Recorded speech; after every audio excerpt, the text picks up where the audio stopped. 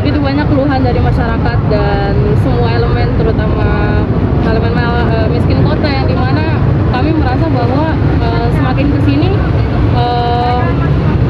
kebijakan pemerintah itu semakin menebal ke atas, semakin meruncing ke bawah gitu. Jadi itu adalah salah satu concern kami gitu. Jadi dan kami akan merencanakan beberapa hal juga yang belum bisa kami sampaikan terhadap media, karena masih banyak perhitungan-perhitungan yang kami harus pertimbangkan, mengingat acara ini dihadiri kurang lebih 3.000 sampai 5.000 personil gitu ya.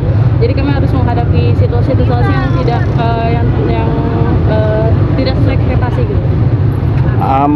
Rencana mau berapa hari atau mungkin hanya hari ini atau? Oke, kami melakukan ini dari jam 12 malam sampai detik ini gitu. Sampai kami mendapat berita bahwa pengesahan RUU TNI disahkan, kami akan terus berkonsolidasi dengan masyarakat lainnya, apakah akan dilanjutkan bermalam di sini lagi atau akan ada alternatif lain mengenai usulan-usulan ini.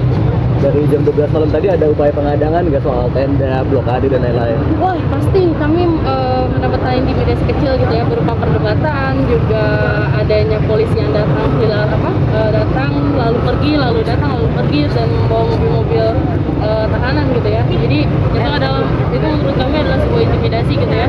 Dan juga kami dari jam 12 sampai jam 4 pagi itu kami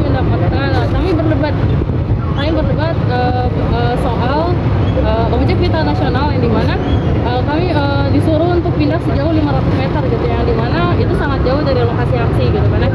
Jadi kami dipaksa untuk berpindah dari sini, dari gerbang Pancasila sampai jarak dari 500 meter itu sendiri. Dan hal-hal lainnya seperti kami disangka untuk mengganggu ruang kerja DPR, yang dimana DPR itu baru kerja kan pagi-pagi ya, kita sedangkan di sini bermalam tidak ada siapa-siapa gitu.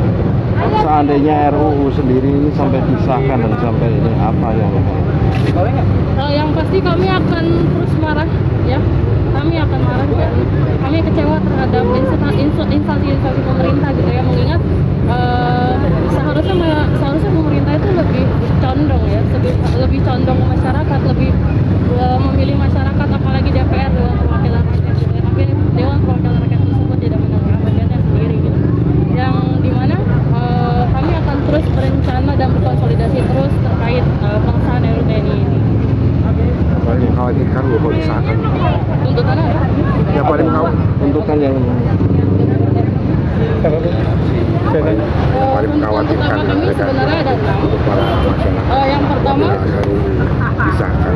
Yang pertama tolak revisi UU TNI, yang kedua tolak fungsi militer, yang ketiga tarik militer dari jabatan sipil dan kembalikan TNI ke Barak, keempat reformasi institusi TNI, yang kelima bubarkan komando teritorial, dan yang terakhir usut tuntas korupsi dan bisnis militer.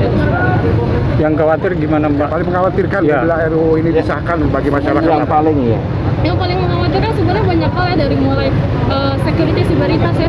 Security siber itu di mana kami akan memiliki ruang yang terbatas terhadap kebebasan berekspresi dan berpendapat gitu ya, karena ruang aman kami semakin ditindas, ruang gerak kami semakin terbatas gitu ya. Jadi banyak hal yang sebenarnya akan menjadi bumerang untuk media-media, untuk media sosial itu sendiri. Selain itu ada beberapa pasal yang dimana ada satu pasal yang dimana TNI tersebut akan turun langsung terhadap kejadian-kejadian seperti pemogokan, terus juga ada tentang konflik komunal, yang dimana itu ruang aman kita dan ruang gerak kita, ruang berekspresi kita akan semakin terbatas, karena banyak pasal yang tidak etis, tidak transparan, dan tidak layak untuk dijadikan UU gitu ya, dijadikan undang-undang.